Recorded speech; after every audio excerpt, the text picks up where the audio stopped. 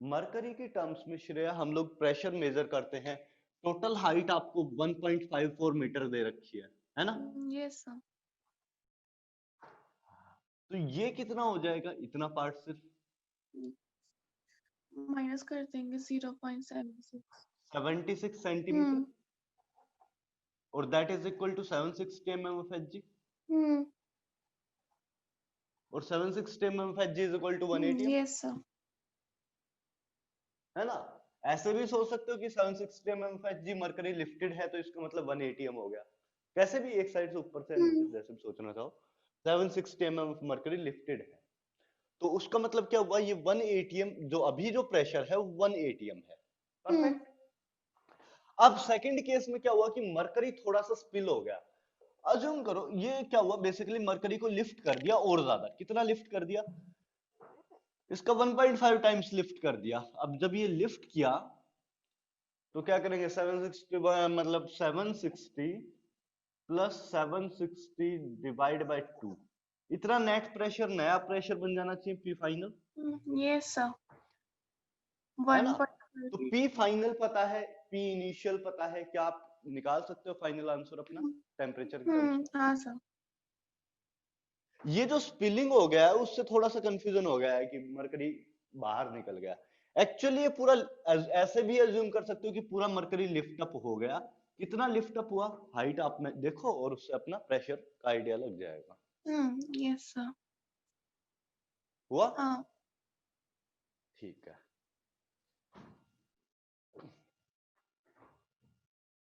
Copy करना है तो कॉपी कर सकते हो, बाकी कुछ है नहीं कॉपी करने को इसमें। हाँ, good morning Aadya. Good morning sir. तो आद्या होमवर्क में कुछ चल रहा है, कुछ किया है अब तक?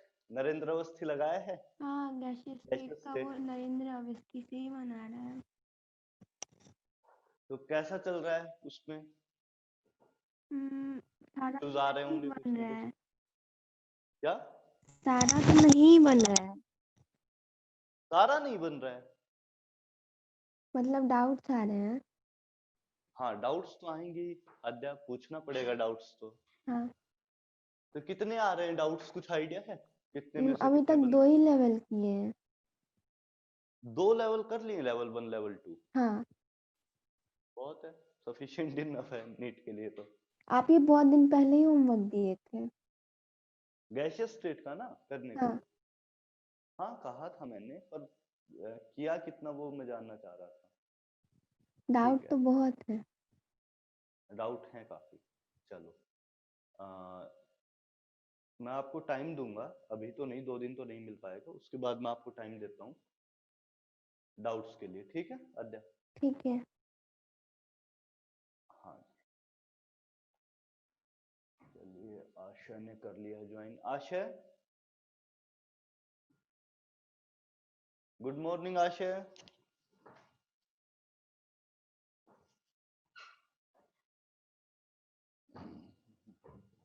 Good morning sir. कुछ होमवर्क किया है नरेंद्र अवस्थी से? नरेंद्र अवस्थी से तो नहीं किया। नहीं किया अब तक? तो कहाँ से किया है, कुछ नहीं किया? क्या क्या किया है अभी? उस वैसे भी मतलब तो सर पढ़ना वो नहीं था, गैशियस नरेंद्र स्टेट अवस्थी वाला नहीं जो था था ना क्या सर, नीट के लिए? उसका मेरे पास मेरा कोचिंग का मॉड्यूल था सर, उससे मैंने उससे किया है? इलस्ट्रेशन तो सोल्व हाँ। हो रहा है या डाउट्स हाँ आ रहे हैं? मतलब थोड़ा थोड़ा मोड़ा आता है सर, तो उसमें इसका मतलब उसमें वैसे सॉल्यूशन के साथ दिया रहता है। ना ऐसे अभी मत करो, सॉल्यूशन वाले वर्कबुक मैंने सारे नहीं करने अपने को।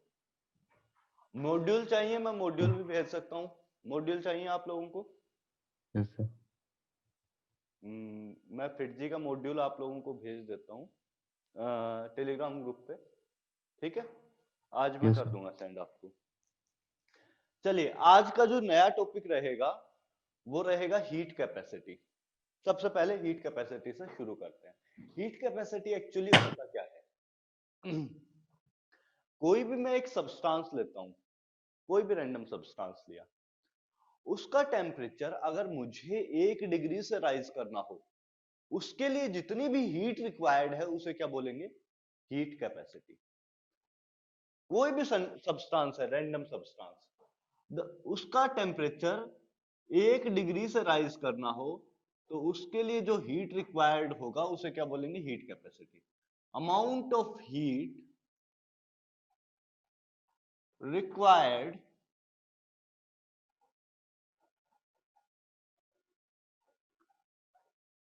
to raise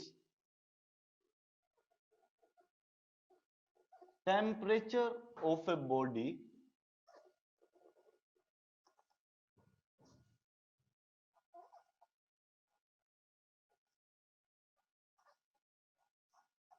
by 1 degree Celsius. 1 degree Celsius से किसी भी बॉडी का टेम्परेचर राइज करने के लिए जो हीट चाहिए होगा उसे क्या बोल देंगे, heat capacity.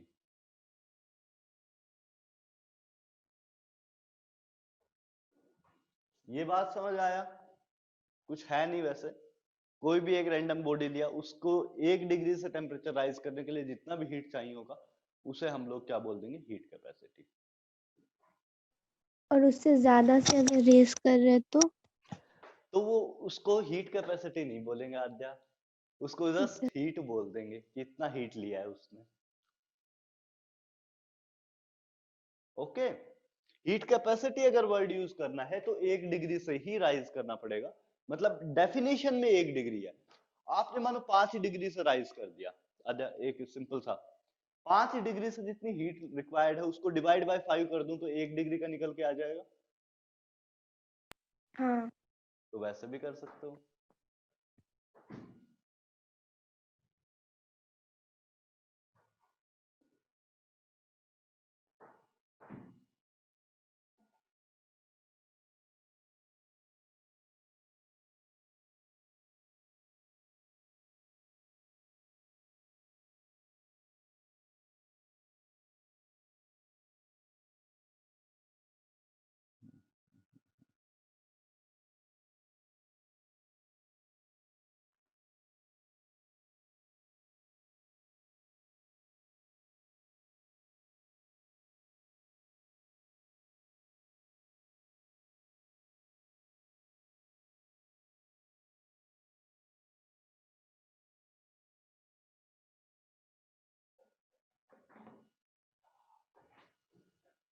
Heat capacity note down हुआ।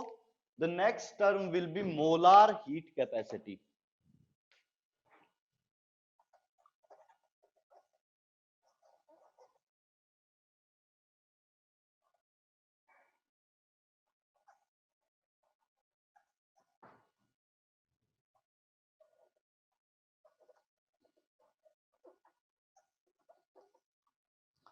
कुछ वर्डिंग में सिमिलरिटी मिल रही है heat capacity and molar heat capacity में।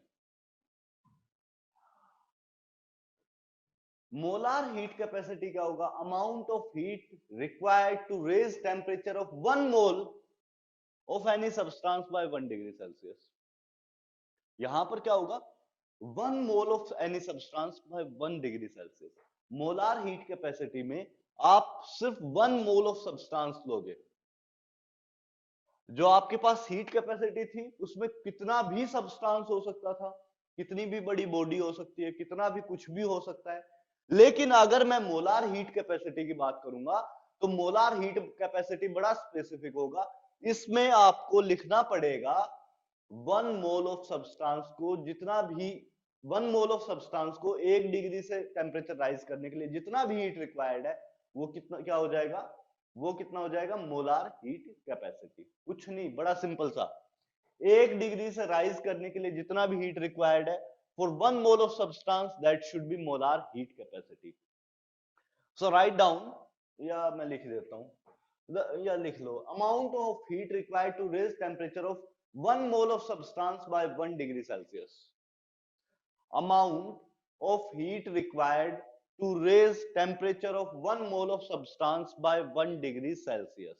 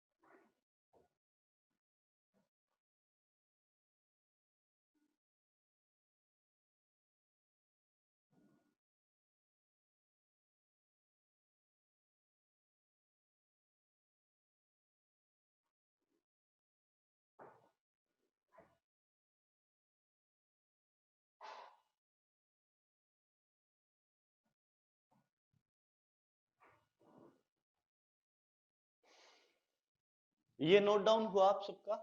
Yes molar sir, heat capacity हो गया। हो गया। The next term is specific heat capacity.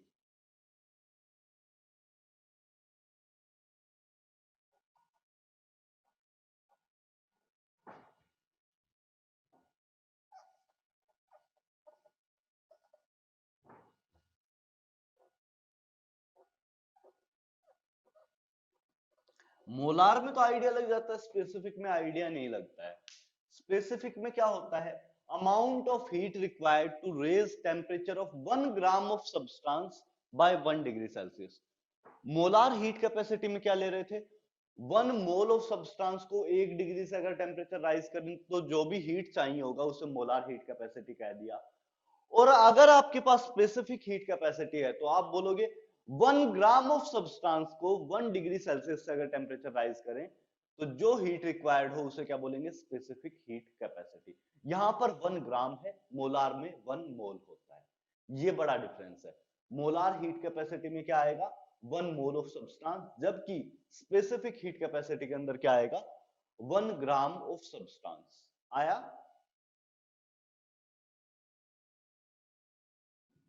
Hello hello Adya?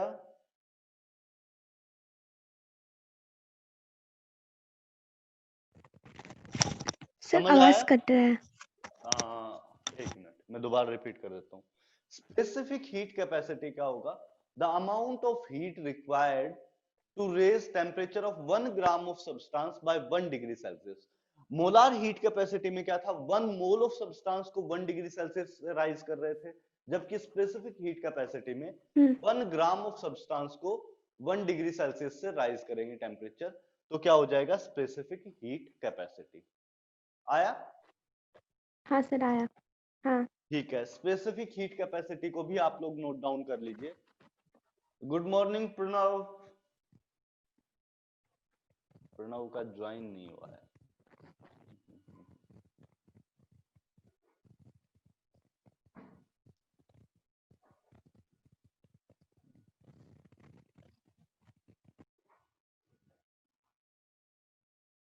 Good morning Pranav. Good morning sir. Late हो गए आज भी? Yes sir. आंख नहीं खुला? पता है मैं सुबह 4 बजे उठा था। अमाउंट ऑफ हीट, ये क्या है? हीट कैपेसिटी मैंने अब तक बताया है प्रणव। हीट कैपेसिटी क्या होता है?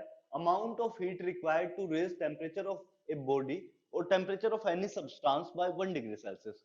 यहां पर अमाउंट ऑफ सब्सटेंस नहीं देंगे, कितना भी सब्सटेंस हो सकता है।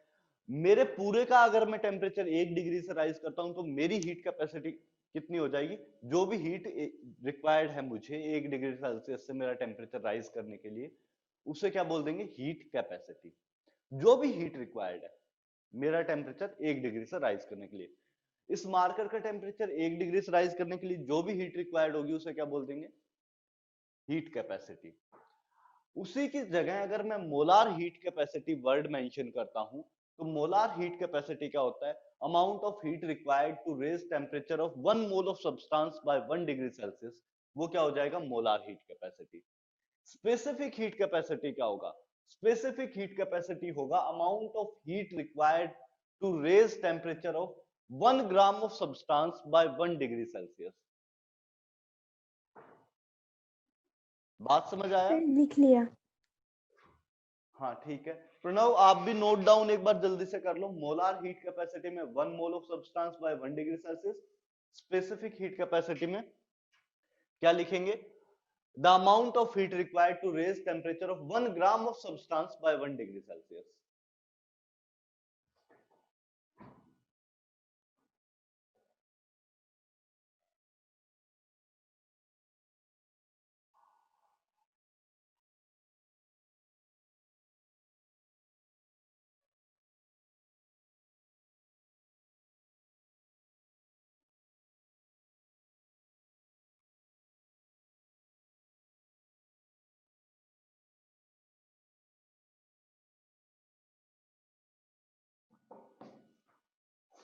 हाँ जी, प्रणव जैसे ही नोट डाउन हो जाए बता देना।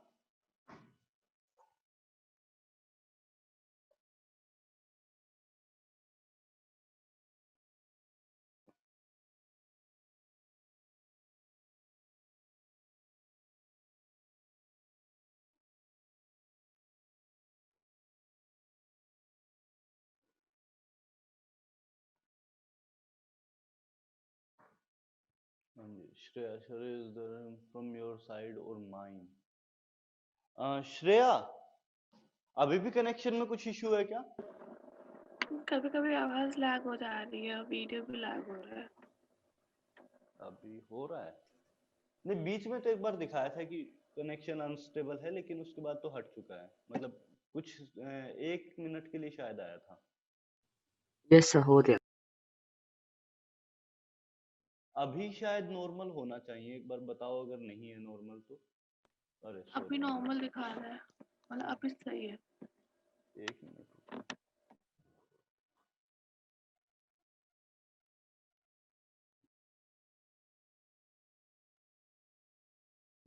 ये पंगा हो रखा है। ओके ओके, ठीक है। एक्चुअली क्या हुआ, मेरी एक और एप्लीकेशन ऑन थी, जो वो वीडियो एडिट किया था आपका, तो ऑफ नहीं किया था। ठीक है, अभी सही होना चाहिए।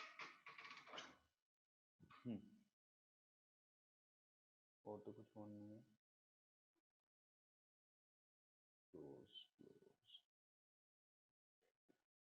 चलिए, हाँ जी, तो इतनी बात अगर समझ आई हो तो मैं नेक्स्ट पार्ट पे मूव करता हूँ। हीट कैपेसिटी मैं हटा देता हूँ।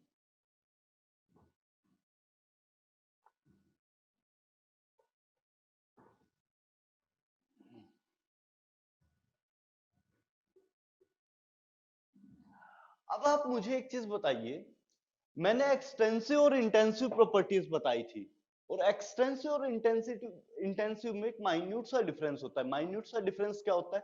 Extensive properties will depend on amount of substance, जबकि intensive properties will be independent of amount of substance.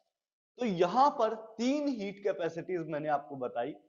Heat capacity, molar heat capacity and specific heat capacity. इसमें से एक्सटेंसिव कौन सा होगा, इंटेंसिव कौन सा होगा, बताइए।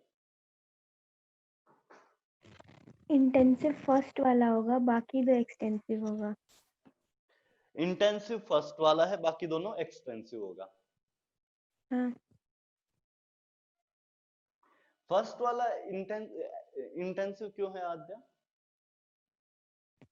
तो उसमें स्पेसिफिक अमाउंट ऑफ सब्सटेंस थोड़ी बोल रहा है।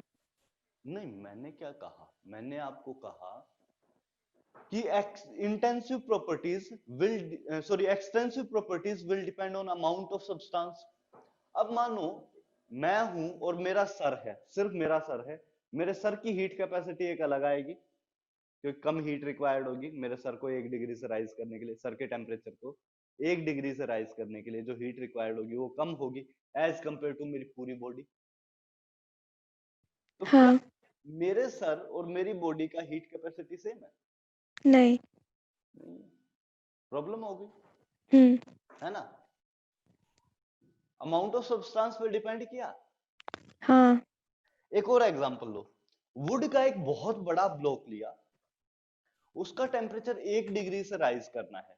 हाँ, उसके लिए जो हीट रिक्वायर्ड है वो अलग होगी कंपेयर टू उसी वुड के पूरे ब्लॉक में से एक छोटा सा टुकड़ा काट लूं। उस छोटे से टुकड़े के टेम्परेचर को 1 डिग्री से राइज करने के लिए जितनी हीट रिक्वायर्ड होगी वो काफी कम होगी एज कंपेयर टू बड़े ब्लॉक से, है ना? तो अमाउंट पे डिपेंड कर रहा है। हाँ, और अमाउंट पे डिपेंड करता है अगर कोई भी चीज, तो उसे क्या बोलते हैं? Intensive, heat extensive. एक्सटेंसिव। तो हीट कैपेसिटी अमाउंट पे डिपेंड करना चाहिए। हाँ, तीनों ही करेगा। तीनों नहीं करेगा। पहली चीज देखो, पहली चीज समझाइए, हीट कैपेसिटी अमाउंट पे डिपेंड कर रहा है, हाँ, है ना? दूसरी चीज देखो, मेरे पास अगेन वुड का एक ब्लॉक है, ओके। हाँ, मोलार हीट कैपेसिटी जस्टिफाई कैसे करोगे? इस वुड के 1 मोल ऑफ ब्लॉक के लिए। परफेक्ट। मतलब अमाउंट मैंने रेस्ट्रिक्ट कर दिया कि अमाउंट इतना ही होना चाहिए, तभी मैं डिफाइन कर पाऊंगा कितना, मोलार हीट कैपेसिटी। मतलब ऐसे 6.022 इसी साइज के 6.022 इंटू 10⁻23 ब्लॉक्स होंगे, तो उनके हीट करके 1 डिग्री से टेम्परेचर राइज करने के लिए जितनी भी हीट चाहिए होगी उसको क्या बोलेंगे, मोलार हीट कैपेसिटी। परफेक्ट। हाँ। अब मैंने अमाउंट तो फिक्स कर दिया कि इतना ही अमाउंट होगा, मैं कोई दूसरा ब्लॉक तो नहीं ले सकता उस केस में, नहीं। है ना, तो कंपैरिजन तो नहीं हो सकता। इस ब्लॉक के लिए तो इतना ही मोलार हीट कैपेसिटी होगा, और हर एक ब्लॉक के लिए अलग अलग, मतलब अगर ब्लॉक का साइज अलग लिया तो हर एक ब्लॉक के लिए अलग अलग मोलार हीट कैपेसिटी निकलते चले जाएंगे। हाँ। तो इसका मतलब सीधा सीधा ये हुआ कि molar heat capacity should not depend on amount of substance. Sir अगर अमाउंट फिक्स है तो वो एक्सटेंसिव में नहीं डाल सकते? नहीं, मैं यही चीज आपको बताने की कोशिश कर रहा था कि अगर आप मास या वॉल्यूम या नंबर ऑफ मोल्स से डिवाइड कर दो, बेसिकली मैंने क्या किया, n मोल्स ले लिए और उसको n को डिवाइड कर दिया, यहां पर हीट कैपेसिटी को n से डिवाइड कर दिया, तो 1 मोल के लिए निकल के आ गया। हाँ। तो basically number of moles volume या मास अमाउंट को डिनोट करता है। हाँ। Number of moles amount in numbers, volume क्या होगा, अमाउंट इन वॉल्यूम के टर्म्स में, और मास क्या होगा, अमाउंट इन मास के टर्म्स में। सो आप क्या कर रहे हो, अमाउंट को ही जस्टिफाई कर रहे हो तीनों चीजों से। अगर वो उससे डिवाइड कर दोगे, लाइक मैंने क्या किया, मैंने हीट कैपेसिटी निकाला, मोलार हीट कैपेसिटी और हीट कैपेसिटी में क्या फर्क होगा, मैंने कोई x मार्कर ले लिए, x अमाउंट ऑफ मार्कर ले लिए,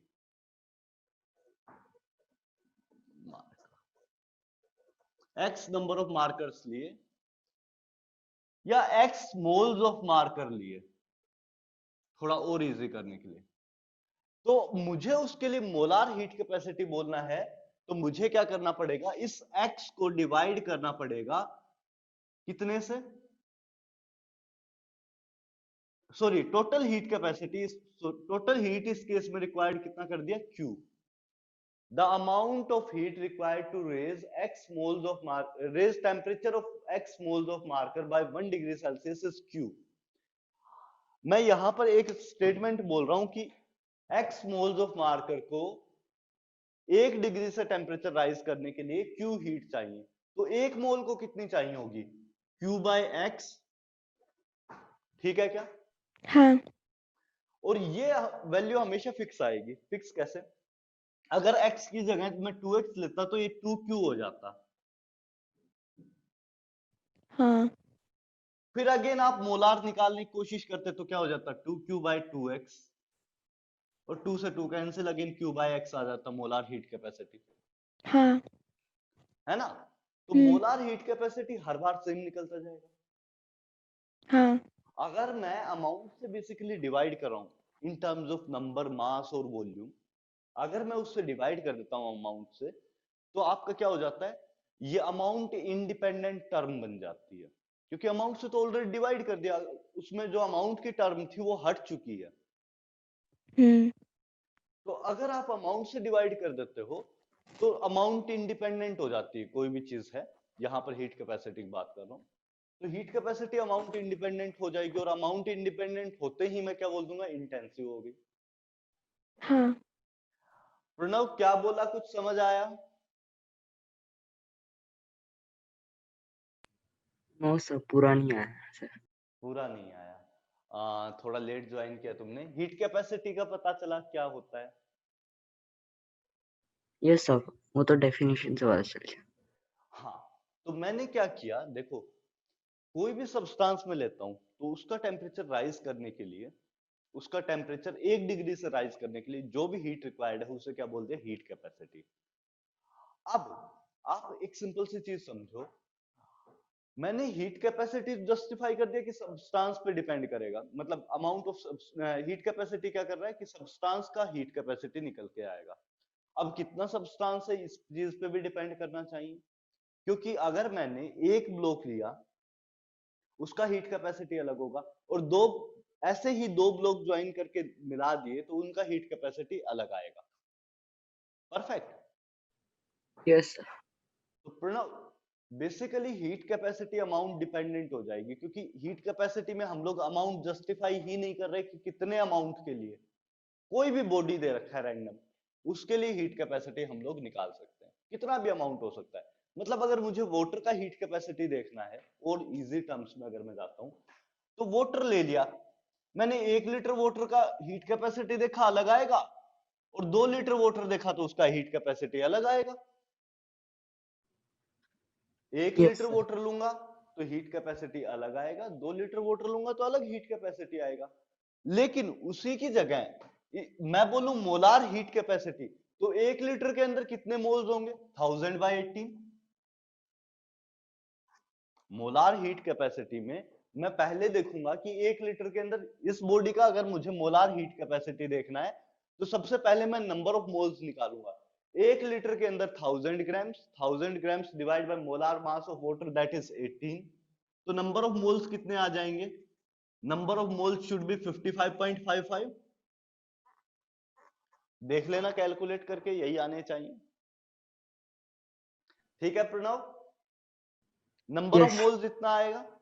अब मुझे मोलार हीट कैपेसिटी देखना है, तो मैं देखूंगा कि 1 लीटर का टेम्परेचर राइज करने के लिए 1 डिग्री सेल्सियस से जितना भी हीट रिक्वायर्ड है उसको डिवाइड कर दूंगा इतने नंबर ऑफ मोल्स से, तब 1 मोल का मुझे पता चल जाएगा। क्योंकि टोटल नंबर ऑफ मोल्स कितने हैं? 55.55 1 लीटर के अंदर। और आपको चेक करना था 1 मोल, मतलब सिर्फ एक सिंगल मोल के लिए कितना हीट रिक्वायर्ड है। तो जितनी भी टोटल हीट है उसको 55.55 से डिवाइड कर दूं, मतलब टोटल नंबर ऑफ मोल्स से डिवाइड कर दूं, तो आपको पता चल जाएगा 1 मोल के लिए कितनी हीट रिक्वायर्ड है। नहीं प्रणव? Yes sir. मान लो यहां पे ऐसे देख सकते हो 55.55 moles of any substance required q amount of heat। Perfect. हाँ 1 सर। मोल के लिए कितना रिक्वायर्ड होगा? q divide by 55.55। सही है। यस सेकंड वेसल देखते हैं, इसमें 2 लीटर है। इस बार नंबर ऑफ मोल्स कितना हो जाएगा? 1000 डिवाइड बाय कितना, सॉरी 2000 डिवाइड बाय 18। लेकिन इस केस में हीट रिक्वायर्ड कितना होगा? अगर 1 लीटर केस में Q हीट रिक्वायर्ड है, तो 2 लीटर में उसका double. Yes sir. Yes sir. क्या सुनाई नहीं दिया? यस ओके ठीक है। सो यहां पर अगर Q हीट रिक्वायर्ड है, तो यहां पर 2Q हीट रिक्वायर्ड होगी, क्योंकि यहां पर अमाउंट 10 डबल किया है। तो पहले वाले केस में जितना भी हीट रिक्वायर्ड है उसका डबल हीट यहां पर रिक्वायर्ड होगा। तो यहां पर हम लोग क्या बोलेंगे? 2000/18, तो इसको क्या लिख दूंगा? 2 into 55.55 moles of any substance. इस बार नंबर ऑफ मोल्स कितना है? 2000/18। तो 2000/18 को क्या लिख सकता हूं? 2 into 1000/18, 2 into 55.55 moles of any substance will require 2Q heat। 1 mole of any substance will require 2Q, divide by 2 into 55.55, that will be converted as Q divide by 55.55। जो पहले वेसल में मोलार हीट कैपेसिटी आया था वही second vessel में भी आ गया। देखिए प्रणव, यस सर। तो क्या ये अमाउंट डिपेंडेंट है, अमाउंट इंडिपेंडेंट है? अब बताओ। Sir independent. तो अगर अमाउंट इंडिपेंडेंट हो गया तो प्रॉपर्टी क्या बोलेंगे? इंटेंसिव प्रॉपर्टी है। ओके सर आप पहले यस 2 सर। मोल लिए और उसको 1 मोल बनाया ना? 2 मोल नहीं लिया, 2 लीटर लिया। हाँ 2 लीटर लिया, लेकिन अगर सर 2 लीटर है तो फिर अगर लॉजिकली देखे तो ज्यादा हीट होना चाहिए ना तो रिक्वायर्ड। ज्यादा हीट लिया ना, यहाँ पर क्यों 1 लीटर के लिए क्यों, और यहाँ पर कितना हाँ 2 क्यों लिया? हाँ, तो फिर बाद में तो उसको आप 1 ही मोल बना लिए, मतलब हाँ, कि अब मैंने क्या किया, 2 लीटर में से सिर्फ 1 मोल, मतलब 18 ग्राम इसमें से उठाए और 18 ग्राम इसमें से उठाए, दोनों जगह वाटर ही है। हाँ अच्छा हाँ आ गया।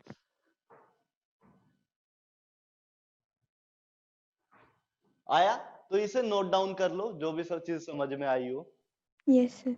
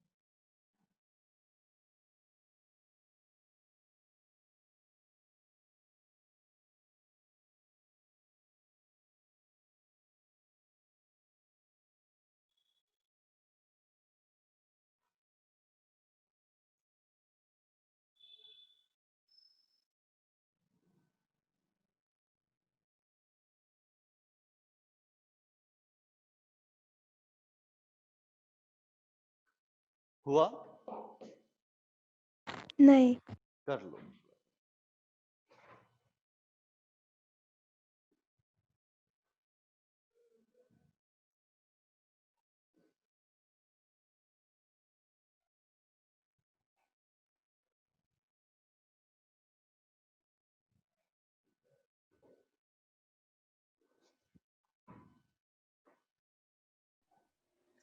सर हाँ श्रेया बोलो।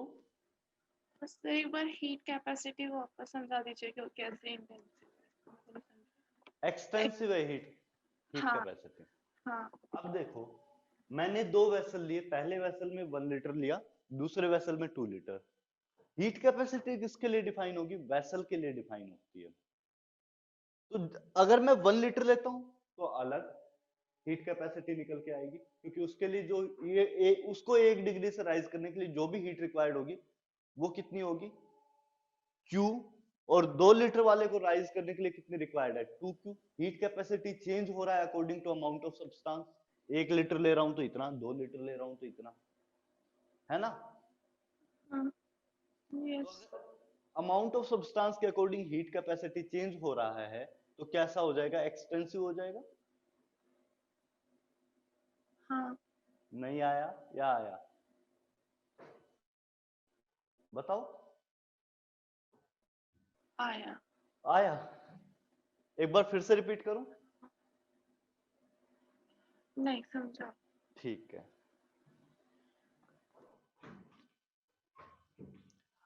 मैंने आपको श्रेया एक चीज बताई थी कि अगर आप अमाउंट से बेसिकली डिवाइड कर दो, number of moles, sorry volume, या बोला था आपको मास से डिवाइड कर देते हैं, बेसिकली अमाउंट से डिवाइड कर रहे हैं। अमाउंट से डिवाइड कर दे तो कोई प्रॉपर्टी क्या हो जाती है? एक्सटेंसिव से इंटेंसिव में कन्वर्ट हो जाती है। तो हीट कैपेसिटी आपकी बेसिकली एक्सटेंसिव है, लेकिन अगर उस केस में number of moles, that is amount of substance in numbers, से डिवाइड कर दें तो क्या हो जाएगा? इंटेंसिव हो जाएगा। So molar heat capacity will become intensive while the heat capacity was an extensive quantity. Perfect?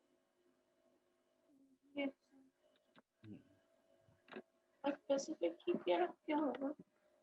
Specific heat capacity again mass से डिवाइड कर रहे हैं, 1 ग्राम ऑफ सब्सटेंस, तो वापस से इंटेंसिव हो जाएगी।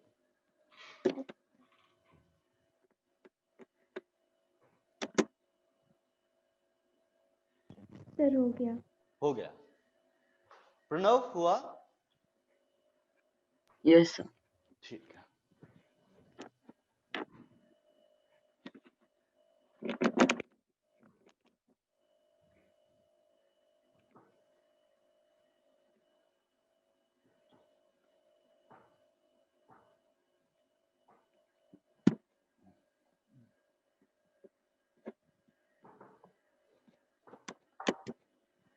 हाँ जी। So the next part is different type of thermodynamic processes. क्या क्या होती हैं हम लोग धीरे धीरे देखते जाते हैं।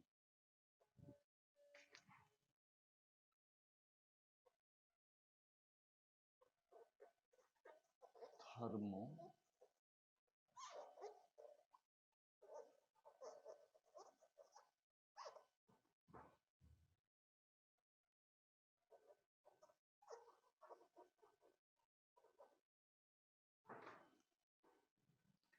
पहला प्रोसेस कौन सा है? First process is isothermal.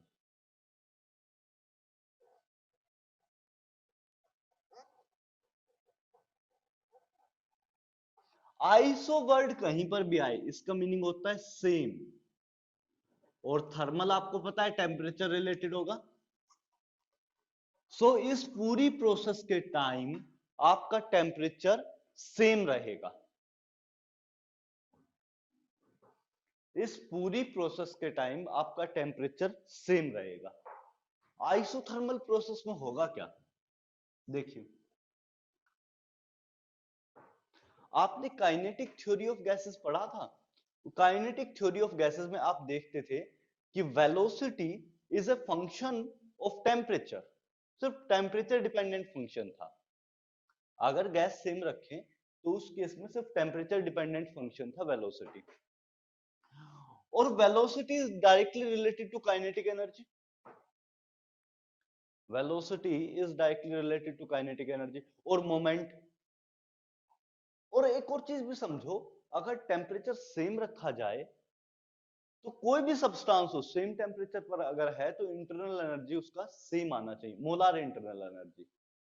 1 mole of substance अगर मैं ले रहा हूं तो मैंने नाइट्रोजन कहीं वो एक सोर्स से उठाई 55 डिग्री सेल्सियस पे है, दूसरे सोर्स से नाइट्रोजन गैस ही उठाई वापस से 55 डिग्री सेल्सियस पर है, दोनों का इंटरनल एनर्जी सेम होगा 1 mole of nitrogen. Amount of nitrogen fix कर रखा है 1 मोल के लिए, दो डिफरेंट सोर्सेज से उठाई, सेम टेम्परेचर पर लेके आए तो सेम टेम्परेचर पर इंटरनल एनर्जी सेम आना चाहिए, total internal energy. Perfect. Internal energy याद है क्या होता है?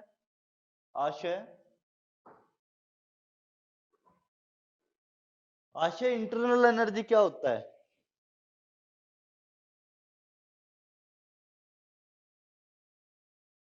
नहीं, चलो कोई बात नहीं। तो total internal energy is basically sum of all the energies present inside specific sample. कोई भी सैंपल हो उसका जो टोटल एनर्जी होगा, जो भी कुछ सारी रोटेशनल, वाइब्रेशनल, ट्रांसलेशनल, जो कुछ भी एनर्जी है सब मिला जुला के क्या हो जाएगा? Total internal energy. तो मैं दो डिफरेंट सोर्सेज से कोई भी गैस लेके आ रहा हूं 1 मोल ऑफ गैस, तो उनका इंटरनल एनर्जी सेम आएगा एट सेम टेम्परेचर। अब मैंने यहां पर एक गैस ली, मैं बोल रहा हूं कि इसका टेम्परेचर चेंज नहीं हो रहा है पूरी प्रोसेस के टाइम,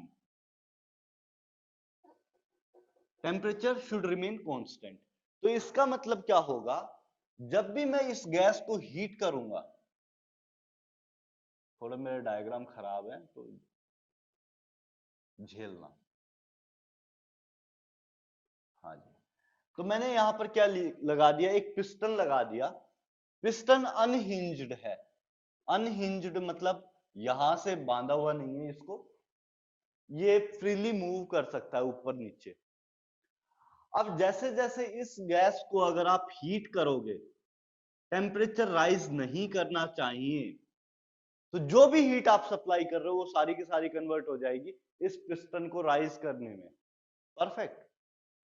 जो भी आप हीट सप्लाई करोगे वो पिस्टन को राइज करने में काम करेगी। अब पिस्टन को राइज करने में काम कितना होगा? मानो इनिशियली आपका पिस्टन इस पोजीशन पर है, कुछ देर बाद पिस्टन किस पोजीशन पर पहुंच गया? थोड़ा ऊपर पहुंच गया, और ये जो गैप है हाइट का ये h है।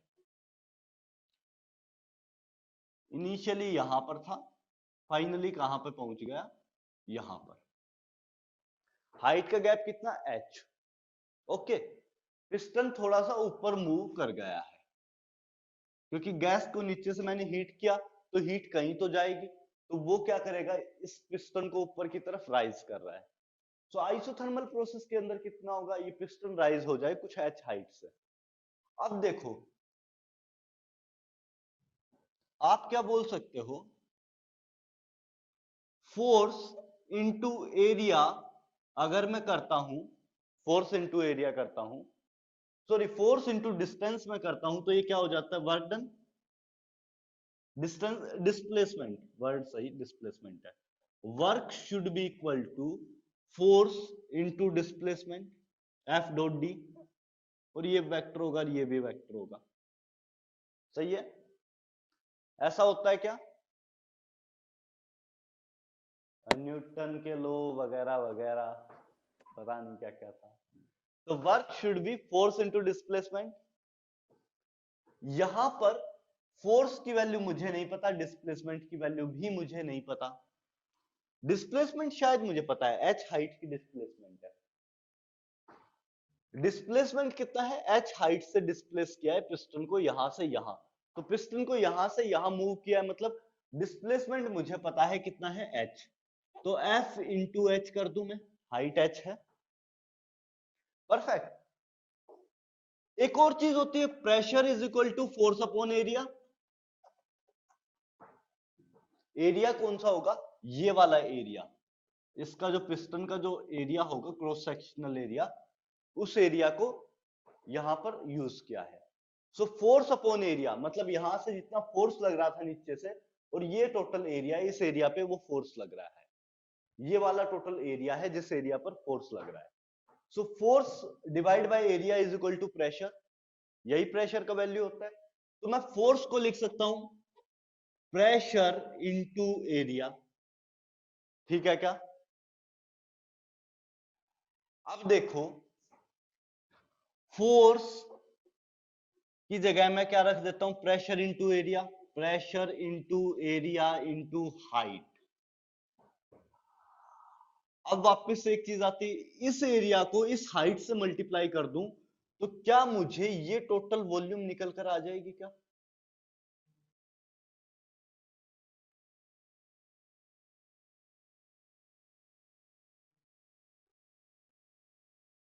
वॉल्यूम का फॉर्मूला क्या होता है,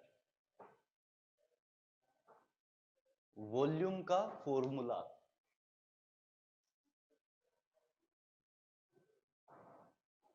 लेंथ क्रॉस सेक्शनल एरिया, देखो क्रॉस सेक्शनल एरिया को मैं क्या बोलूंगा, पाई आर स्क्वायर, और इनटू हाइट कर दिया तो पाई आर स्क्वायर एच। क्या यही सिलेंडर का वॉल्यूम होता है, ये सिलेंडर है आपके पास बेसिकली, और सिलेंडर का वॉल्यूम कितना होता है, पाई आर स्क्वायर एच। तो पाई आर स्क्वायर क्या है, क्रॉस सेक्शनल एरिया है, मतलब ये वाला एरिया, ये मैंने ए की फॉर्म में लिख दिया, पाई आर स्क्वायर को लिख दिया ए, इनटू हाइट कर दूं तो ये वॉल्यूम निकल कर आ जाएगी सिलेंडर की। इतना जो सिलेंडर बनेगा जिसमें पिस्टन मूव किया है, उसकी जो एरिया, उसका जो वॉल्यूम होगा वो कितना होगा, पाई आर स्क्वायर एच, ठीक है क्या। हाँ। तो यहां पर एरिया इंटू हाइट किसके बराबर हो जाएगा, वॉल्यूम के। सो इसको क्या लिख सकता हूं, pressure into change in volume should B work.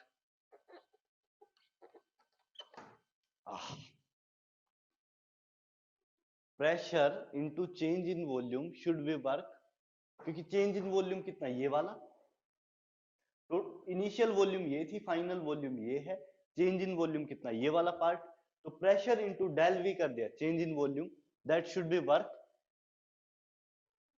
Ayush good morning. Good morning sir. इतना लेट, सर थोड़ा सा लेट हो गया सर।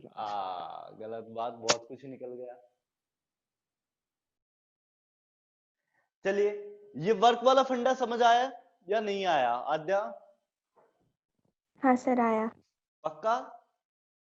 सर, पर उससे कैसे रिलेट हो रहा है वो अच्छे से नहीं आ रहा। वो अच्छे से नहीं आ रहा।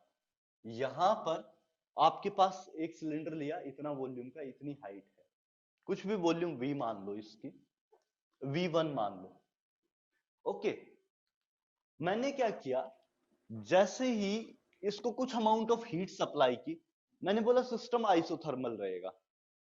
आइसोथर्मल मतलब टेम्परेचर सेम है, सर तो होगा क्या, हाँ हीट की वजह से मतलब हाँ, काइनेटिक एनर्जी इंक्रीज होगी। काइनेटिक एनर्जी इंक्रीज होना चाहिए था, लेकिन काइनेटिक एनर्जी तो मैंने कांस्टेंट कर दिया। पर टेम्परेचर भी कांस्टेंट पॉसिबल कैसे है ये? नहीं, टेम्परेचर कांस्टेंट करने की वजह से ही काइनेटिक एनर्जी कांस्टेंट होगी, क्योंकि टेम्परेचर जैसे ही कांस्टेंट करोगे तो और जब हम हीट सप्लाई कर रहे हैं उससे कंटिन्यूअसली, हाँ, तो हीट सारा का सारा अगर वर्क डन में कन्वर्ट हो जाए तो क्या कांस्टेंट नहीं रह सकता? तो उसके लिए हम ऐसे थोड़ी ना कर सकते, मतलब कुछ ना कुछ तो चेंज टेम्परेचर होगा ही ना सर, तभी तो वॉल्यूम एक्सपैंड कर, मतलब गैसेस एक्सपैंड करेंगे, तभी देखो पिस्टन ऊपर जाएगा। देखो श्रेया, इसमें क्या होता है, जब आप हीट सप्लाई कर रहे हो, मैंने एक कंस्ट्रेंट लगा दिया, फिक्स कर दिया कि मुझे टेम्परेचर किसी भी कंडीशन में राइज नहीं करना है। तो मैंने जैसे ही हीट सप्लाई की, वो हीट क्या कही, पूरी की पूरी वर्क डन में कन्वर्ट हो गई। मतलब उस गैस ने ये मैं खुद को ये सिस्टम मान लेता हूँ। मान लो मुझे किसी खाना खाना है, उससे कुछ एनर्जी मिली, वो एनर्जी मुझे डाइजेस्ट करनी थी, उससे क्या होना चाहिए था, मेरा टेम्परेचर राइज होना चाहिए था। लेकिन उसकी जगह मैं क्या करता हूँ, मैं वर्कआउट करना शुरू कर देता हूँ। वर्क कर रहा हूँ तो वर्कआउट करना मैंने शुरू कर दिया, तो उसकी वजह से क्या हो जाएगा, मेरा एनर्जी अगेन कम हो जाएगा, मेरा लॉस हो गया एनर्जी वाइज। खाना खाने से एनर्जी का गेन हुआ, और एनर्जी का लॉस कैसे हुआ, वर्क करने से। सर तो फिर ऐसा सिचुएशन क्रिएट करना आइडियल सिचुएशन नहीं हो गया? देखो, आइडियल थर्मोडायनेमिक्स में सब कुछ हम लोग आइडियल मान के ही करते हैं, रियलिटी तो बहुत अलग है। Okay sir. कोई भी सिस्टम 100% एफिशिएंट होता नहीं है, कोई भी सिस्टम आइसोथर्मल 100% नहीं होता है, एडियाबेटिक 100% नहीं होता है, बड़ी दिक्कतें हैं। लेकिन आइडियल एक बार अज्यूम करके चलना पड़ेगा। और सर इस केस में हम बीकर एक्सपेंशन को नहीं मानते हैं ना, हीट की वजह से? क्या? इस केस हाँ, इस केस में सर एक्सपेंशन नहीं मानते ना, मतलब कि ये सोचते कि बीकर एक्सपैंड नहीं होगा उसके हाँ, वॉल्स। बिकर को नहीं मानते, बिकर को तो नहीं मान रहे। ओके ठीक है, बिकर का एक्सपेंशन मानेंगे तो बहुत बड़े पंगे हो जाएंगे कि वॉल्यूम इस साइड भी चेंज हो जाएगी, क्रॉस सेक्शनल एरिया में भी। यस ठीक है, तो बेसिक एजम्पशन कुछ ऐसा है, अगर स्मॉल वॉल्यूम चेंज मानो, बहुत स्मॉल वॉल्यूम चेंज, तो पी डेल वी की जगह पी डीवी आ जाएगा। बहुत ही छोटा वॉल्यूम चेंज माना जाए तो डेल वी की बजाय चेंज इन वॉल्यूम कितना हो जाएगा, डीवी। बहुत छोटा चेंज अगर बोलते हो तो पीडीवी हो जाता है, वर्क डन। Yes sir. खैर वापस से आएंगे, दोबारा से बताएंगे कैसे क्या होता है। लेकिन कुछ ऐसा सिस्टम ये होता है, थर्मोडायनेमिक्स के अंदर कभी भी सिस्टम से एनर्जी लॉस हो, कभी भी सिस्टम का एनर्जी लॉस हो, तो उसके साथ साइन आता है नेगेटिव। मेरा नुकसान हुआ, नेगेटिव साइन। मेरा फायदा हुआ, कहीं पे भी एनर्जी गेन हो, मेरा फायदा हो रहा है, तो उसके साथ साइन आएगा positive. So if there is a loss, the sign will be negative. If there is a gain, the sign will be positive. Perfect? तो ये इतना नोट डाउन करो। आद्य तुम्हारा क्या रह गया था, V1 वॉल्यूम मैंने माना था, सेकंड केस हाँ में V2 वॉल्यूम आपका आएगा। अब इन दोनों वॉल्यूम्स का डिफरेंस क्या होगा, V2 माइनस V1, ये वाला वॉल्यूम हाँ है ना। और उसी चीज को क्या बोलते हैं, del V is equal to V2 minus V1। हाँ ऐसे बोल सकते हो, del V is equal to V2 minus V1। इस डेल V की वैल्यू मैं कितना निकाल सकता हूं, del V should be equal to cross sectional area into इसकी हाइट। हाँ क्रॉस सेक्शनल एरिया को पाई आर स्क्वायर बोला, इनटू हाइट कर दूं तो पाई सर आर वो स्क्वायर। वाला पार्ट आ गया, स्टार्टिंग में जो आप वर्क डन वाला बोल रहे थे वो। वर्क क्या होता है, फोर्स इनटू डिस्प्लेसमेंट। कोई भी एक ब्लॉक रखा हुआ है, उसको पीछे से पुश कर रहे हैं, तो कितने अमाउंट से, कितनी लेंथ से वो डिस्प्लेस हुआ है, वो वर्क होता हाँ है ना। हाँ force into displacement work done है। हाँ मैंने फोर्स को यूज कर लिया, प्रेशर होता है फोर्स अपॉन एरिया, हाँ तो force is equal to pressure into area लिख सकता हूं। और प्रेशर इनटू एरिया, फोर्स की जगह मैंने वैल्यू पुट कर दी। डिस्प्लेसमेंट कितना है, पिस्टन H यहां से यहां पहुंचा है, h हाइट का डिस्प्लेसमेंट है, तो हाँ डिस्प्लेसमेंट की वैल्यू मैंने h रख दी, फोर्स की जगह मैंने क्या रख दिया, प्रेशर इनटू एरिया। और एरिया इनटू हाइट किसके बराबर था, वॉल्यूम के। वॉल्यूम। तो वॉल्यूम आपको पता चल गया, ये डेल वी वॉल्यूम है, तो हम्म इसकी जगह मैंने एरिया इंटू हाइट की जगह क्या रख दिया, डेल वी। सो हाँ पी डेल वी किसके बराबर हो जाएगा, वर्क के बराबर। वर्क। बस लिख लो। तो मतलब कि आइसोथर्मल में यही निकालना रहता है कि ना कितना ना ना वर्क ना, डन। आइसोथर्मल नहीं, मैं सिंपली बता रहा हूँ कि वर्क डन निकालते कैसे हैं। अच्छा सिर्फ आइसोथर्मल के लिए नहीं, हर एक केस के लिए वर्क डन ऐसे निकाला जाएगा। आइसोथर्मल में क्या होगा, the heat will be equal to work done. Heat equal to work done. हाँ, क्योंकि जो सर भी आप आप तो हीट बोले कि सप्लाई कर दोनों रहे हो। केस में हीट इक्वल है, मतलब टेम्परेचर इक्वल है ऐसा। हाँ, टेम्परेचर इक्वल है, तो मैं बाहर से एक्सटर्नल जो भी हीट सप्लाई कर रहा हूँ वो टेम्परेचर इंक्रीज करने में तो काम आएगी नहीं भाई। नहीं हीट दो काम में आ सकती थी, या तो इस गैस का टेम्परेचर इंक्रीज कर देती, या दूसरा क्या करती, कुछ काम कर लेती। हाँ काम ये वर्क डन जो पिस्टन को ऊपर की तरफ पुश कर रही है। अच्छा तो हीट क्या कर रही है यहाँ पर, टेम्परेचर इंक्रीज करने में काम नहीं आ सकती, क्योंकि मैंने कंस्ट्रेंट लगा दिया कि टेम्परेचर कभी भी इंक्रीज नहीं होगा, फिक्स रहेगा। हम्म तो टेम्परेचर अगर फिक्स है तो हीट किस काम में आएगी, सिर्फ वर्क करने में। वर्क के लिए हाँ। तो मैं क्या बोल दूंगा, work is equal to heat for isothermal process. हम्म बस इतनी सी बात है। अब देखो एक चीज और है यहां पर, Q should be equal to minus W. Minus W क्यों, क्योंकि जो भी मैंने वर्क किया वो क्या होगा, नेगेटिव होगा। जो भी वर्क कर रहा हूं मुझे करना पड़ रहा है, मतलब मैं सिस्टम वर्क कर रहा है, मेरा नुकसान हो रहा है, मुझे काम करना पड़ रहा है, मेरे को अच्छा नहीं लग रहा, मेरे को काम करना पड़ रहा है, नेगेटिव साइन आना चाहिए। मैंने क्या बोला, कभी भी एनर्जी का लॉस होता है, क्योंकि हाँ मुझे काम करना पड़ रहा है, एनर्जी का लॉस हुआ है, तो क्या साइन आना चाहिए, नेगेटिव। नेगेटिव। और मुझे हीट सप्लाई हो रही है, मतलब मेरा फायदा हो रहा है, तो साइन क्या होना चाहिए, पॉजिटिव। सर हाँ तो श्रेया बोलो। साइन क्या होगा, नेगेटिव कि पॉजिटिव? जो हीट के आगे साइन आएगा वो क्या आएगा, पॉजिटिव। जो वर्क के आगे साइन आएगा वो क्या होगा, नेगेटिव। और सर अभी आपने बोला कि work done is equals to heat. हाँ, तो मैंने सिर्फ मैग्नीट्यूड की बात की, मैंने आपको डायरेक्शन की तो बात नहीं की, हाँ ओके। है ना। मैग्नीट्यूड दोनों का बराबर है। तो सर ये हर केस में होता है देखो ये प्रॉब्लम किस वजह से आती है, अगर आप फिजिक्स वाला थर्मोडायनेमिक्स पढ़ोगे तो वहां पर साइन आप फॉर्मूला से निकाल सकते हो, कोई दिक्कत नहीं आती है। लेकिन केमिस्ट्री के थर्मोडायनेमिक्स के अंदर हम लोगों ने साइन एजप्शन कुछ इस तरह से लिए हैं कि मेरा नुकसान हो, मैं खुद को सिस्टम मानता हूं। फिजिक्स में मैं खुद को सराउंडिंग मानता हूं, तो खुद को सिस्टम अगर मानूंगा, मेरा नुकसान हो रहा है, तो उस केस मैंने क्या किया, नेगेटिव साइन पुट किया। और मेरा फायदा हो रहा है, मेरा गेन हुआ है कहीं से, तो साइन क्या रखूंगा, पॉजिटिव। लेकिन फिजिक्स में साइन उल्टा हो जाता है।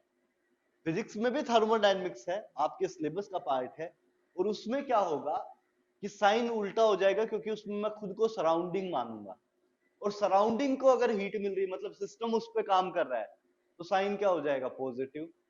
और सराउंडिंग का अगर हीट देना पड़ रहा है, उसका नुकसान हो रहा है, तो साइन क्या हो जाएगा, नेगेटिव। कुछ ओके ऐसे क्या, समझा। और सर ये सिर्फ आइसोथर्मल के लिए एप्लीकेबल है, सभी के लिए होगा? ये चीज हर जगह एप्लीकेबल है। पूरे थर्मोडायनेमिक्स का रूल है कि मैं खुद को सिस्टम मानूंगा, मैं खुद को सिस्टम मानूंगा, मेरा लॉस हुआ तो नेगेटिव साइन, मेरा फायदा हुआ तो पॉजिटिव साइन। नहीं मतलब Q is equals to minus W. ना, ये सिर्फ इस पार्ट के लिए, ये सिर्फ इस पार्ट के लिए कि क्योंकि यहाँ पर इंटरनल एनर्जी में कोई चेंज नहीं है, यहाँ पर टेम्परेचर चेंज नहीं होता है। Okay.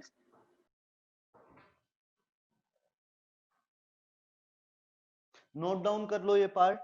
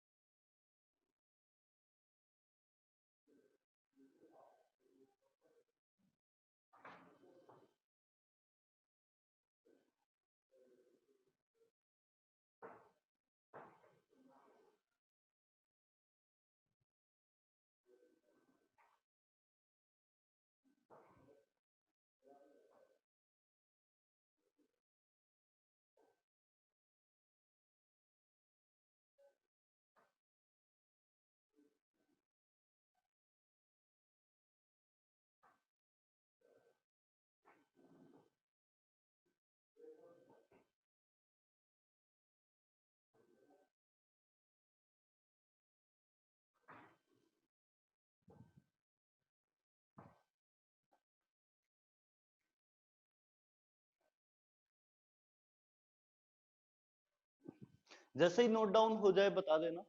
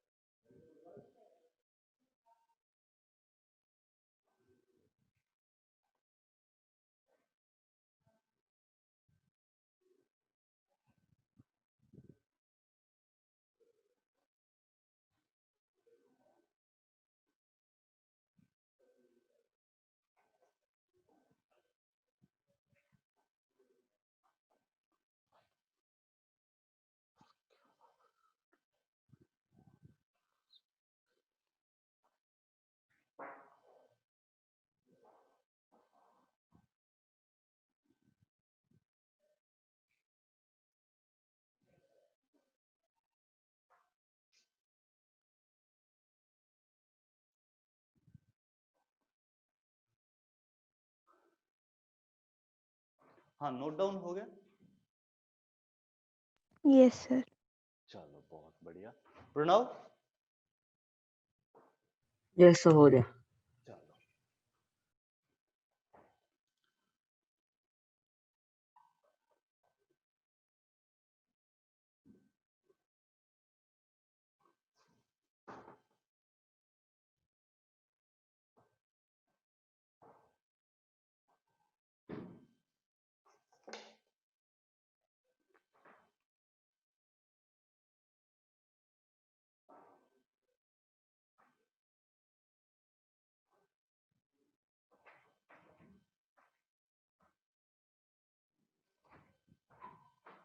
the next process is isochoric process.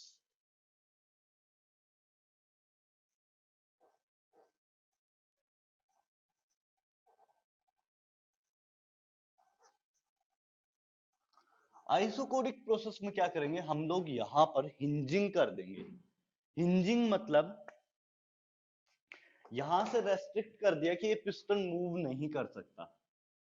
यहां हिंजिंग कर दिया, पिस्टन मूव नहीं कर सकता है, पिस्टन फिक्स है अपनी पोजीशन पे, पिस्टन को फिक्स कर दिया है। मतलब इस वेसल का वॉल्यूम अब चेंज नहीं हो सकता है। आइसोकोरिक का मतलब volume should be constant. Isochoric process का सिंपल मीनिंग होगा यहां पर वॉल्यूम कांस्टेंट होगा। तो जैसे पिछले केस में टेम्परेचर कांस्टेंट किया था। हाँ, इस केस में क्या हो जाएगा, volume should be constant. Volume is equal to constant. इस बार कंस्ट्रेंट क्या है कि वॉल्यूम कांस्टेंट होगा। तो इस बार वर्क डन शुड बी 0, क्योंकि वर्क डन क्या था, पी डीवी था या पी डेल वी था, change in volume. Change in volume तो 0 हो गया नहीं।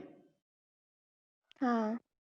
चेंज इन वॉल्यूम यहां पर 0 है। Work done should be P del V and del V is equal to 0, so work done should be 0। ठीक है। वर्क डन अगर 0 है तो जो भी हीट आप सप्लाई करोगे वो किस काम में आएगी, इसका इंटरनल एनर्जी को चेंज करने में। मतलब टेम्परेचर राइज होगा, इंटरनल एनर्जी इंक्रीज हो जाएगा। तो जो भी आप हीट सप्लाई कर रहे हो वो बेसिकली इंटरनल एनर्जी को राइज कर देगा। Perfect. So del U is equal to Q. Perfect.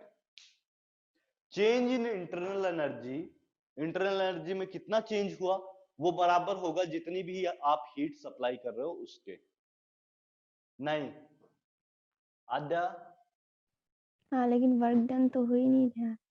Work done तो हो ही नहीं रहा है, तो जो भी आप हीट सप्लाई करोगे वो टेम्परेचर राइज करने में काम आ जाएगा।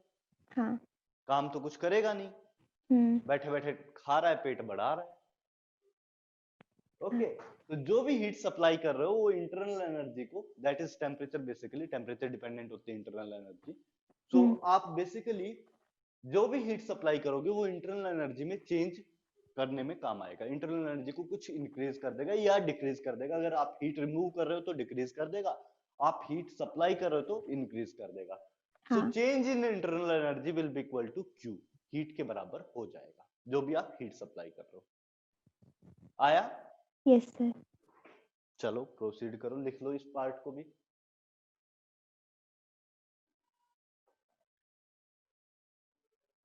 इसको भी लिख लो, आगे बढ़ते हैं।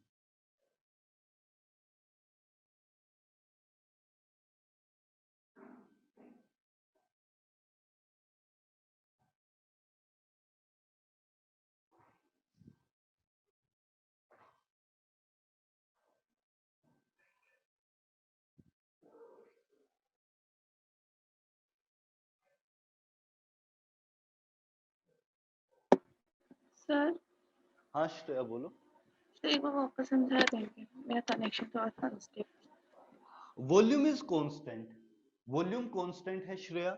तो इसका मतलब अगर मैंने हिंजिंग कर दी, यहां से कंस्ट्रक्ट कर दी, कंस्ट्रेंट कर दिया कि ये पिस्टन मूव नहीं कर सकता है, ऊपर नीचे नहीं हो सकता है पिस्टन। सो पिस्टन अगर मूव नहीं कर सकता है तो change in volume will become zero. Change in volume yes will be sir. Zero. और अगर चेंज इन वॉल्यूम जीरो है तो वर्क डन किसके बराबर था? पीडी डेल वी के बराबर, पीडीवी या पी डेल वी के बराबर, change pressure into change in volume. तो वर्क डन कितना हो जाएगा? जीरो, क्योंकि वॉल्यूम तो चेंज हो ही नहीं पा रहा है। परफेक्ट। यस। तो वर्क डन इज जीरो। अब आप जो भी हीट सप्लाई कर रहे हो वो कोई काम नहीं करेगी सिस्टम में। कोई वर्क डन हीट सप्लाइड के थ्रू या कोई भी वर्क डन कभी भी नहीं होगा। तो आप जो भी हीट सप्लाई करोगे वो बेसिकली क्या होगा? सिर्फ इंटरनल एनर्जी को राइज करने के काम आएगा। परफेक्ट। जो भी आप हीट सप्लाई कर रहे हो वो बेसिकली टेम्परेचर बढ़ाएगा, और टेम्परेचर बढ़ाएगा तो temperature is directly correlated with internal energy. So internal energy क्या हो जाएगा? इंक्रीज हो जाएगा। जो भी गैस मॉलिक्यूल्स हैं वो बेसिकली इस हीट को अपने पास ले लेंगे और रैंडम मोशन, डिफरेंट टाइप के रोटेशनल, वाइब्रेशनल, ट्रांसलेशनल शो करने लगेंगे। उसमें इंक्रीज होगा, उसमें इंक्रीज होगा तो डायरेक्टली क्या बोलूंगा? इंटरनल एनर्जी इंक्रीज हो जाएगा। So change in internal energy, कितना इंटरनल एनर्जी में चेंज हुआ क्यू हीट सप्लाई करने के बाद, that should be equal to amount of heat taken by this. जितना भी हीट ले रहा है वो किस में काम आ रहा है? चेंज, इंटरनल एनर्जी को चेंज करने में। तो मैंने क्या बोला? इंटरनल एनर्जी का चेंज किसके बराबर होगा? हीट सप्लाइड के। सही है? डेल्टा यू है, डेल्टा वी है। डेल्टा यू है। इंटरनल एनर्जी का साइन जो दिया था वो यू दिया था। हाँ ओके सर।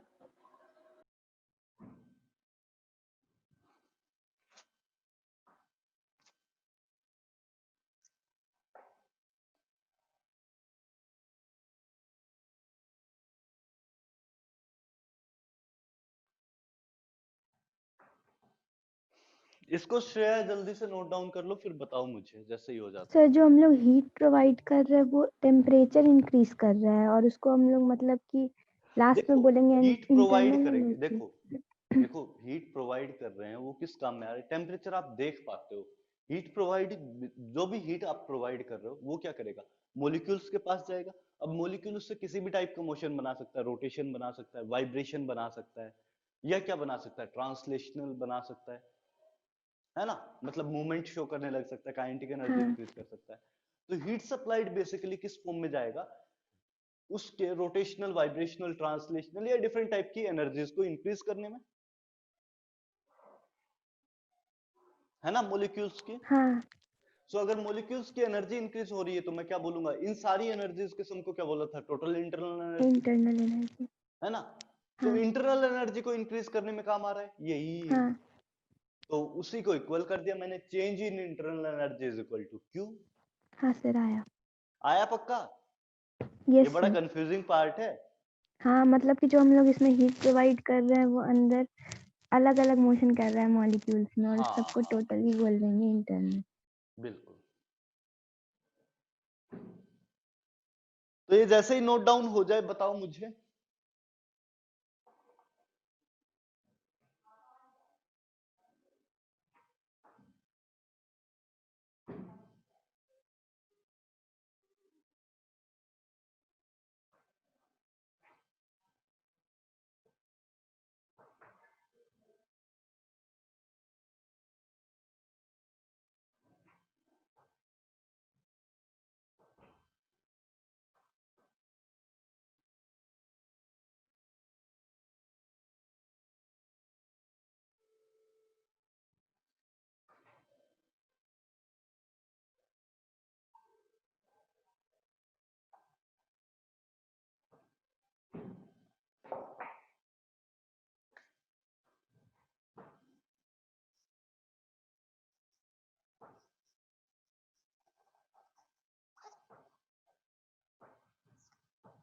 जो नया प्रोसेस है उसको क्या बोलेंगे? Isobaric process.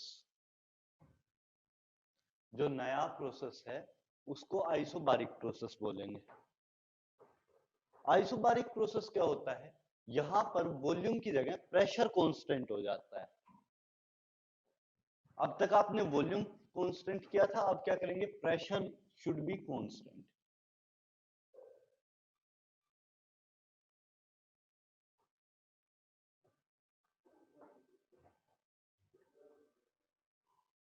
परफेक्ट।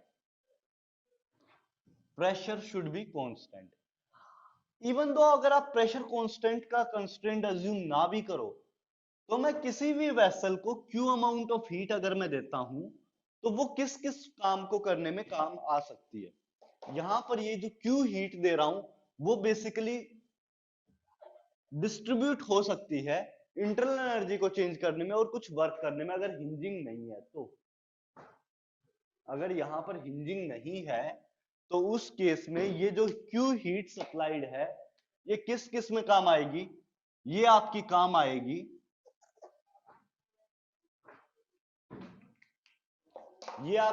आएगी इस गैस की इंटरनल एनर्जी को चेंज करने में, मतलब मॉलिक्यूल्स के पास डायरेक्टली एनर्जी जा सकती है।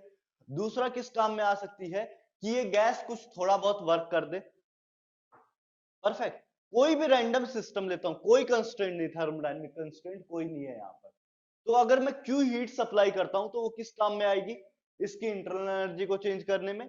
और दूसरा किस काम में आएगी? इस पिस्टन को ऊपर मूव कराने में। So basically I can write Q is equal to del U plus W। लेकिन यहां पर एक प्रॉब्लम और है, work done should B negative, क्योंकि वर्क डन में क्या होता है? आपको लॉस हो रहा है एनर्जी का, आपको काम करना पड़ रहा है, सिस्टम को काम करना पड़ रहा है, तो साइन क्या हो जाना चाहिए वर्क डन का? Negative. So there will be negative sign in front of work done, and Q के फ्रंट में क्या आएगा? पॉजिटिव साइन आएगा, क्योंकि हीट तो आपकी गेन हो रही है। हीट में तो ऐसा कुछ है नहीं, गेन ही हुई है।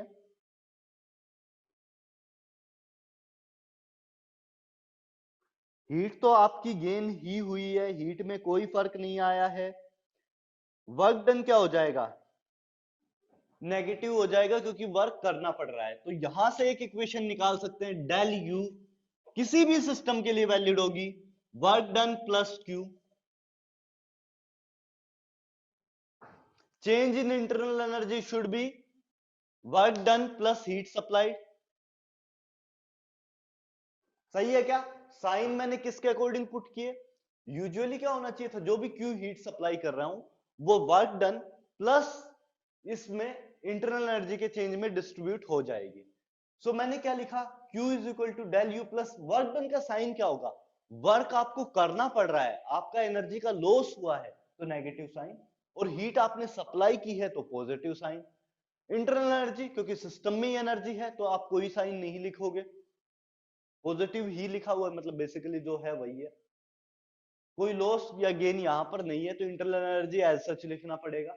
सो यहीं से एक इक्वेशन निकल के आएगी, del U is equal to W plus Q. इतना बात समझ आई?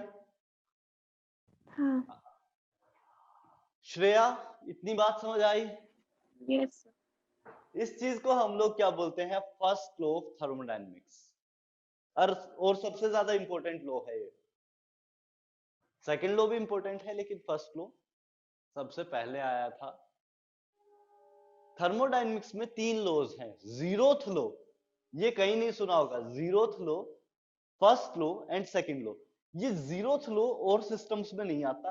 प्रॉब्लम क्या है? फर्स्ट लॉ पहले आ गया और फिर बाद में एक और उससे भी बेसिक चीज निकल के आई तो उसको जीरोथ लॉ बना दिया।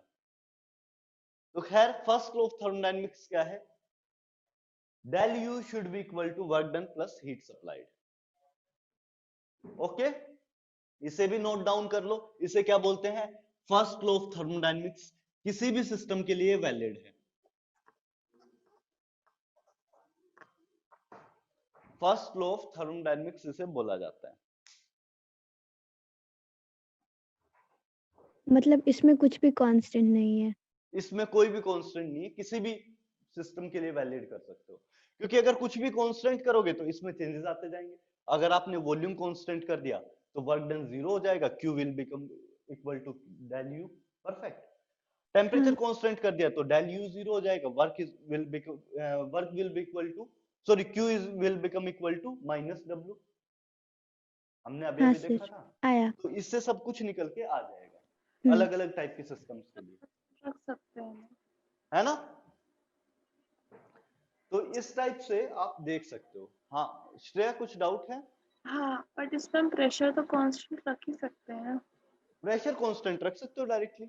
मतलब मैं ये कहने की कोशिश कर रहा हूँ किसी भी टाइप के सिस्टम के लिए वैलिड है, कोई भी सिस्टम आप उठा सकते हो।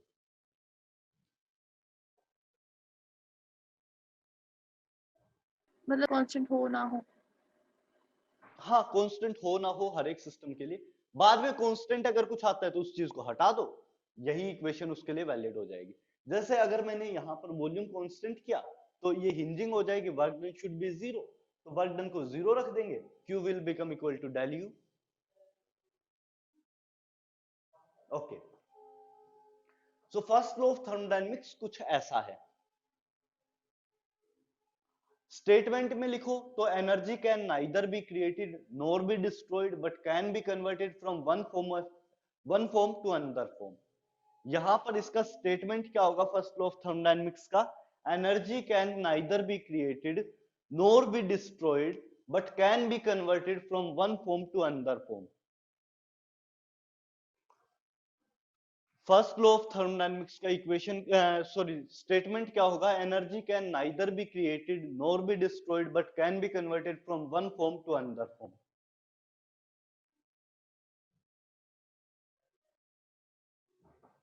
एक और स्टेटमेंट मैं लिख रहा हूं, बोल रहा हूं आपको, आप लिखो।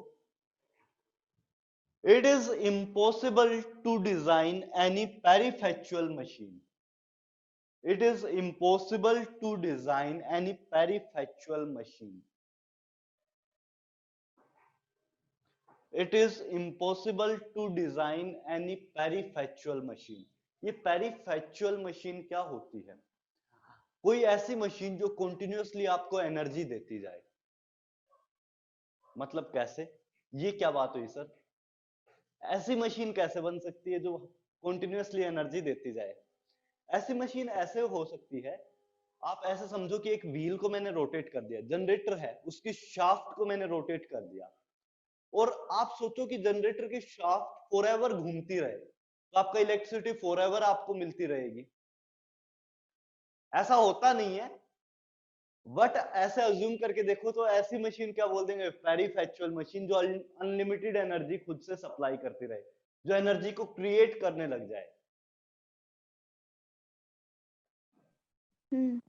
ओके, तो ऐसी मशीन होती तो नहीं सर है। मतलब ये स्टेटमेंट कहाँ लिखना है? फर्स्ट लॉ ऑफ थर्मोडायनेमिक्स में, ये वाली पार्ट में फर्स्ट लॉ ऑफ थर्मोडायनेमिक्स का स्टेटमेंट है, it is impossible to design any perpetual machine. तो इससे पहले भी तो 2 प्रोसेसेस था तो उसमें भी आया, तो फिर वो सबको नहीं बोलेंगे सेकंड और थर्ड? नहीं, यहां पर मैंने क्या किया, मैंने क्योंकि मुझे आइसोबैरिक प्रोसेस में जाना था, तो आइसोबैरिक प्रोसेस में फाइनली यही इक्वेशन निकल के आनी थी, और हाँ, ये इक्वेशन हर जगह भी वैलिड है, फर्स्ट लॉ ऑफ थर्मोडायनेमिक्स। अच्छा, मतलब ये फर्स्ट लॉ ऑफ स्टेटमेंट भी साथ साथ लिखवा दे थर्मोडायनेमिक्स रहा हूँ। भी हाँ, उसकी स्टेटमेंट भी मैं साथ साथ लिखवा दे रहा हूँ आद्या। अब आ जाओ आइसोबारिक प्रोसेस में वापस। आइसोबारिक प्रोसेस में क्या होगा? Pressure should be constant.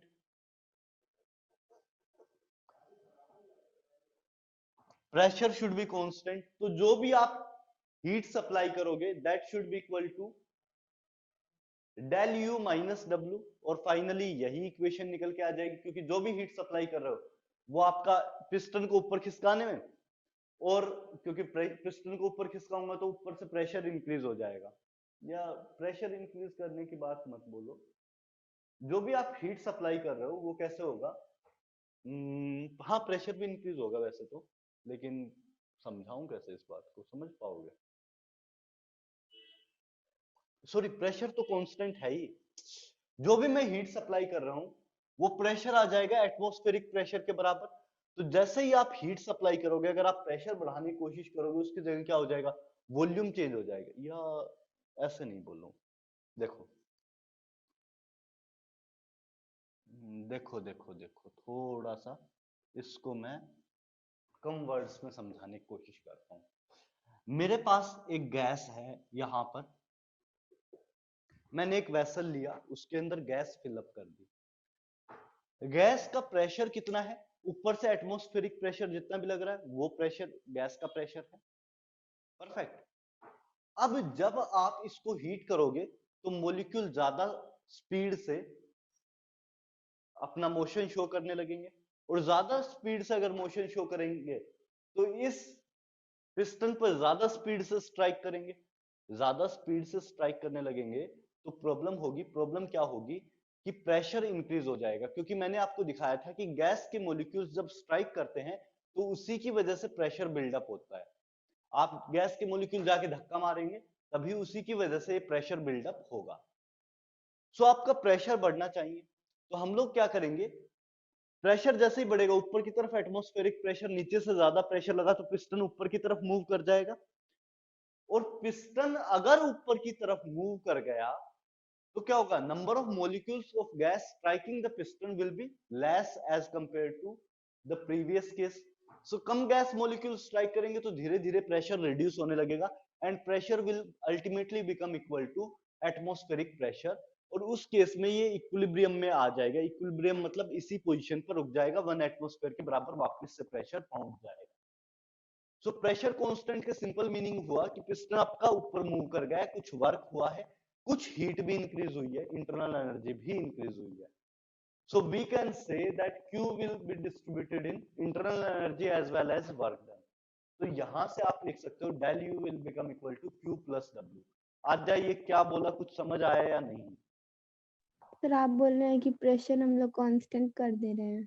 हाँ, यहां पर एक सिंपल सी बात समझो, ऊपर से प्रेशर कितना लग रहा है, एटमॉस्फेरिक प्रेशर हाँ P ATM।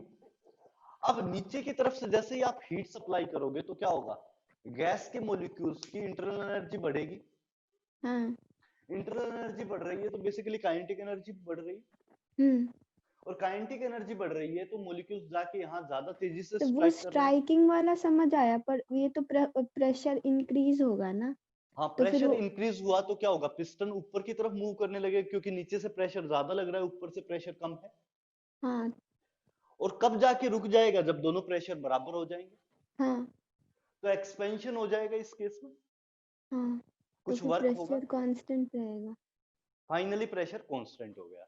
हाँ यही चीज मैं बोला हूं कि कुछ वर्क हुआ, प्रेशर फाइनली कांस्टेंट पे पहुंच गया। आया? फिर ये आइसोबारिक में आएगा। आइसोबारिक में, आइसोबारिक में क्या होता है, प्रेशर कांस्टेंट। लिख लो इसको फिर।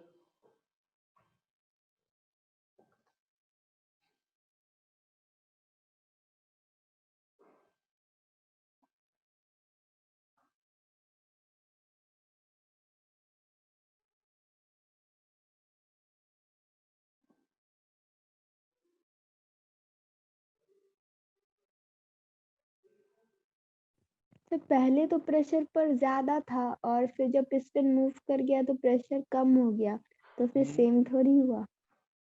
प्रेशर, पहले प्रेशर ज्यादा नहीं था, हीट सब पहले इनिशियल प्रेशर कितना था, PATM के बराबर, तभी नीचे ऊपर से बैलेंस था। हाँ फिर आपने हीट सप्लाई की अच्छा, पहले भी मतलब एटमॉस्फेरिक ही पे था। तो उसी पे होगा, तभी तो ये बैलेंस है। हाँ हाँ ये बैलेंस तभी है जब नीचे से बराबर प्रेशर लगे। हाँ सर अब आ गया।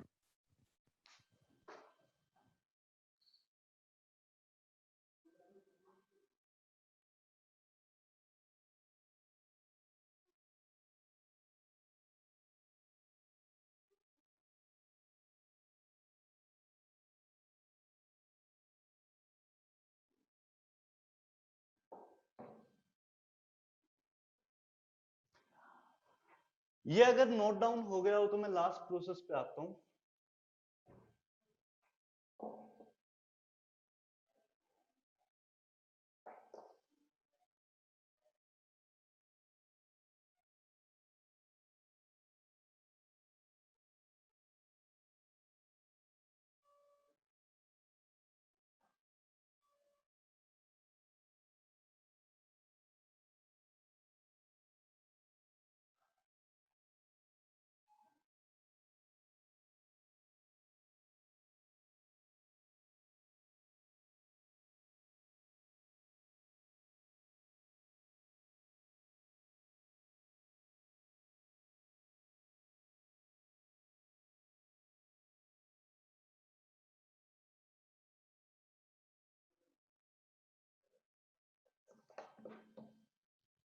लास्ट प्रोसेस,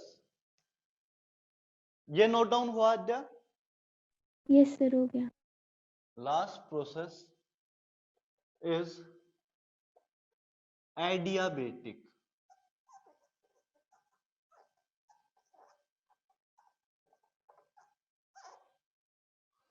एडियाबेटिक में क्या होगा?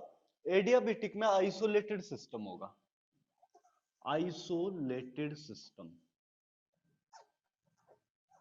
आइसोलेटेड सिस्टम क्या था आद्या? आइसोलेटेड सिस्टम क्या था ये मुझे प्रणव बताएगा। प्रणव, आइसोलेटेड सिस्टम क्या था?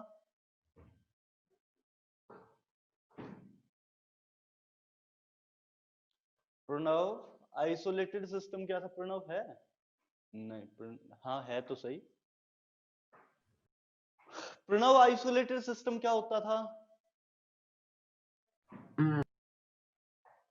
याद नहीं है। No isolated, matter heat exchange. हाँ, आइसोलेटेड सिस्टम में मैटर भी एक्सचेंज नहीं होता है, हीट भी एक्सचेंज नहीं होती है। ठीक है, आइसोलेटेड सिस्टम में ना तो हीट एक्सचेंज होती है ना मैटर एक्सचेंज होता है। तो आइसोलेटेड सिस्टम में क्या होगा? आपके पास बेसिकली जो आप Q सप्लाई कर रहे थे अब तक, हीट सप्लाई जो कर रहे थे, that will become equal to 0, क्योंकि आप हीट सप्लाई नहीं कर सकते इस केस में। वोल्स के थ्रू हीट ट्रांसफर नहीं हो सकता है। तो यहां पर क्या बन जाएगा? Q will become equal to 0 and net equation will become work is equal to del U। Work किसके बराबर हो जाएगा? चेंज इन इंटरनल एनर्जी के। परफेक्ट। इसी इक्वेशन में the Q will become 0, heat supplied 0 हो जाएगी, एंड वर्क डन किसके बराबर हो जाएगा? Change in internal energy. मगर मतलब अगर यहां पर कुछ पिस्टन को मूव करना है तो वो किस बेसिस पे करना पड़ेगा कि अंदर से गैस अपने आप कर दे। अंदर से गैस अपने आप कर दे तभी पिस्टन मूव कर सकता है। कोई एक्सटर्नल सोर्स से एनर्जी हम लोग सप्लाई नहीं कर सकते। क्यों जो हीट सप्लाई कर दे रहे थे अब तक, वो इस केस में पॉसिबल नहीं है। वॉल्स ऐसी बना दी है मैंने कि ये पिस्टन को मूव, ये यहां पर हीट ट्रांसफर नहीं कर सकती। ये वॉल्स जो हैं वो हीट ट्रांसफर आपकी नहीं कर सकती। तो एडियाबेटिक प्रोसेस क्या होगी? इस प्रोसेस के अंदर आपका work done will become equal to del U। वो तो 0 होना चाहिए। Work will become equal to del U। क्या 0 होना चाहिए आद्या? क्यों सर 0 डेल होगा? यू। डेल U क्यों 0 होगा? इंटरनल एनर्जी में चेंज तो हो सकता है ना, पिस्टन तो मूव कर सकता है। सर जब हीट ही नहीं हम लोग प्रोवाइड कर रहे हैं तो प्रेशर ही तो नहीं भी बन रहा है। देखो, मेरे पास खुद की कुछ एनर्जी है, मैं हाँ बॉक्स को लिफ्ट तो कर सकता हूँ, चाहे मेरे को हाँ एक्सटर्नल एनर्जी मिले ना मिले। हाँ, खुद कुछ तो तो मतलब एनर्जी गैस है मेरे खुद पास। कर सकते हैं। गैस खुद करता अच्छा। है ना?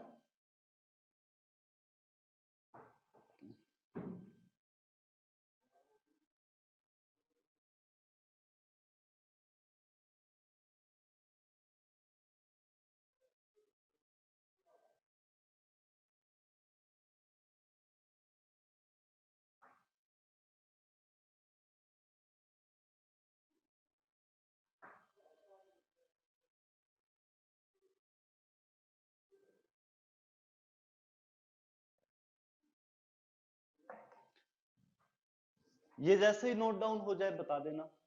एडियाबेटिक आइसोलेटेड सिस्टम होता है।